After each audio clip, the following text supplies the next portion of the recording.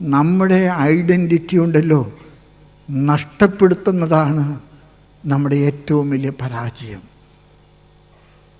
നമ്മുടെ ഐഡൻറ്റിറ്റി നമ്മൾ നഷ്ടപ്പെടുത്താൻ പാടില്ല. അപ്പം വർദ്ധിപ്പിച്ച കർത്താവിൻ്റെ മനോഹരമായിട്ടുള്ള ഇടപെടൽ. എല്ലാവരും തിന്ന് തൃപ്തരായി കഴിഞ്ഞ ശേഷം കർത്താവ് ശിഷ്യന്മാരോട് പറഞ്ഞു, ബാക്കി വന്ന കഷ്ണങ്ങൾ നിങ്ങൾ ശേഖരിക്കുവിൻ. യോഹന്നാന്റെ സുവിശേഷം വളരെ അർത്ഥവത്തായിട്ടുള്ള പ്രതീകാത്മകമായിട്ടുള്ള ഒരു വലിയ കാഴ്ചപ്പാട് അവിടെ നൽകുന്നുണ്ട്. ബാക്കി വന്ന കഷ്ണങ്ങൾ അവർ കൊട്ടകളിൽ ശേഖരിച്ചപ്പോൾ അത് 12 കൊട്ട നിറവുണ്ടായിരുന്നു. ബൈബിൾ പണ്ഡിതന്മാർ പറയുന്നത് ആ 12 കൊട്ട നിറവ് എന്ന് പറയുന്നത് 12 ശ്ലൈഹിക പാരമ്പര്യങ്ങളുടെ പ്രതീകമാണ്. നമുക്ക് നമ്മുടേതായിട്ടുള്ള വിശ്വാസ മര്യാദകളുണ്ട്, വിശ്വാസ ആചാരങ്ങളുണ്ട്. ഞാനിങ്ങനെ ചിന്തിക്കാറുണ്ട്, ഇവിടെ നിങ്ങൾ വന്നപ്പോൾ ഇവിടെ ലത്തീൻ പള്ളികളിലൊക്കെ നിങ്ങൾ വളരെ സന്തോഷത്തോടെ അവർ സ്വീകരിച്ചു. ഇവിടെ പള്ളികൾക്ക് കുറവുണ്ടായതിൻ്റെ പേരിലാണോ സീറോ മലബാർ സഭയ്ക്ക് മെൽബണിൽ ഒരു രൂപത തന്നത്? നിങ്ങൾ ആരൊന്നും മിണ്ടുന്നില്ലല്ലോ. ഈ ആൾക്കൂട്ടത്തിൽ നിങ്ങളുടെ പൈതൃകങ്ങൾ നിങ്ങൾ നഷ്ടപ്പെടുത്തിയാലേ അത് നിങ്ങളുടെ വ്യക്തിപരമായ നഷ്ടമല്ല, സീറോ മലബാർ സഭയുടെ നഷ്ടമല്ല, അത് കത്തോലിക്ക സഭയുടെ നഷ്ടമാണ്. കർത്താവിൻ്റെ 12 പേരിൽ ഒരാൾ കർത്താവിന് ഒറ്റിക്കൊടുത്തെന്ന് പറയുന്നത് യൂദാസ്. ഇന്ന് സ്ലീഹന്മാരുടെ പട്ടികയിൽ ആളുടെ പേര്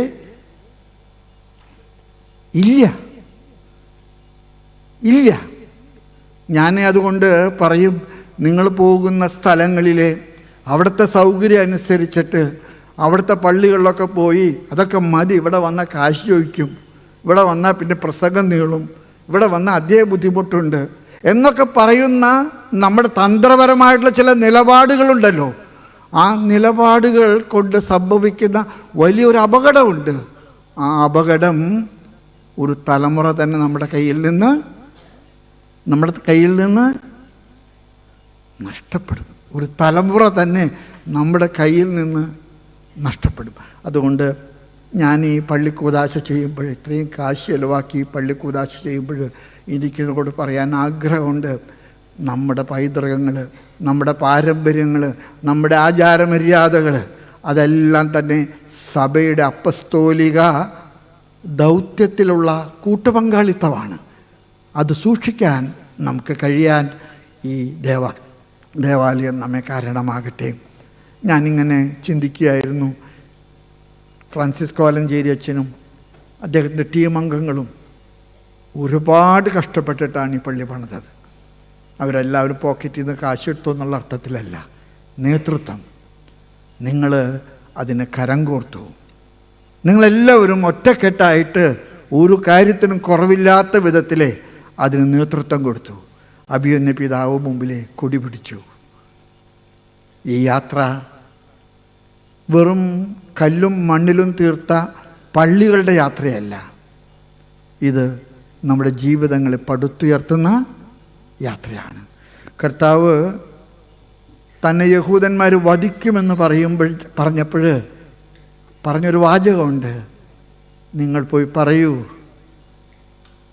എന്നെ വധിച്ചാലും ഞാൻ അവസാനിക്കില്ല, 3-ാം ദിവസം ഞാൻ. എന്നിട്ട് കർത്താവ് പറഞ്ഞു, യഥാർത്ഥ ദേവാലയം ഞാനാണ് യഥാർത്ഥ ദേവാലയം.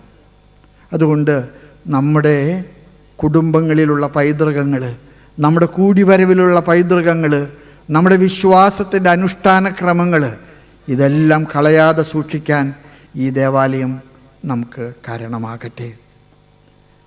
നമ്മുടെ സമൂഹം ഒറ്റക്കെട്ടായിട്ട് മുന്നോട്ട് നീങ്ങാൻ കഴിഞ്ഞു എന്നതിൻ്റെ വലിയ വിജയമാണ് ഈ ദേവാലയം. ഈ ദേവാലയം അതിൻ്റെ വലിയ വിജയമാണ്. ഈ ദേവാലയം എന്നും നിറഞ്ഞ് കവിഞ്ഞ് ജനസാന്നിധ്യം കൊണ്ടും ആധ്യാത്മികമായിട്ടുള്ള ഊർജസംഭരണം കൊണ്ടും വലിയ ശക്തി കേന്ദ്രമായിട്ട് തീരാൻ കാരണമാകട്ടെ. ഞാനെപ്പോഴും പുറത്തൊക്കെ വരുമ്പോൾ മറ്റു ബിഷപ്സിനെ കാണുമ്പോൾ പറയും, your people are very regular for daily mass, not only Sunday mass. If they get some time they are attending the daily mass. ഞാൻ ചിലപ്പോഴൊക്കെ കണ്ടിട്ടുണ്ട്, പലയിടത്തും 12 മണിക്ക് ഉച്ചയ്ക്ക് കുർബാന കണ്ടിട്ടുണ്ട്. അപ്പോൾ ഞാൻ ചോദിക്കേണ്ട, ഈ 12 മണിക്ക് കുർബാന വയ്ക്കുന്നതിൻ്റെ കാരണം എന്താ? ഒരുപാട് നേഴ്സസിന് 12 മണിക്ക് ബ്രേക്കുണ്ട്. So they would like to have the holy mass attended. ഈ പാരമ്പര്യങ്ങൾ കളയാതെ സൂക്ഷിക്കാൻ നിങ്ങൾക്ക് കഴിയട്ടെ.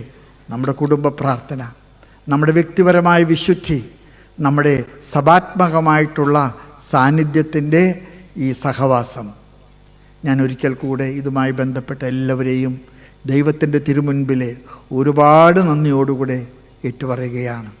നേതൃത്വം കൊടുത്ത വൈദികർ, മുന്നത്തെ വൈദികർ, ഇപ്പോൾ നമുക്ക് നേതൃത്വം നൽകുന്ന മോൺസിഞ്ഞോർ ഫ്രാൻസിസ് കോലഞ്ചേരി അച്ഛൻ്റെ നേതൃത്വത്തിലുള്ള ടീം, അഭിമന്യ പിതാവ് ബോസ്കോ പിതാവും അതുപോലെ തന്നെ ജോൺ പിതാവും, എല്ലാവരെയും ഞാൻ ഓർക്കുന്നു. നിങ്ങൾ അൽമായർ നൽകിയ കരുത്തു പകരുന്ന കൂട്ടായ്മയുടെ കൂട്ടുത്തരവാദിത്വത്തിൻ്റെ വലിയ പങ്കാളിത്തം ദൈവത്തിൻ്റെ തിരുമുൻപിൽ ഞാൻ ഓർക്കുന്നു.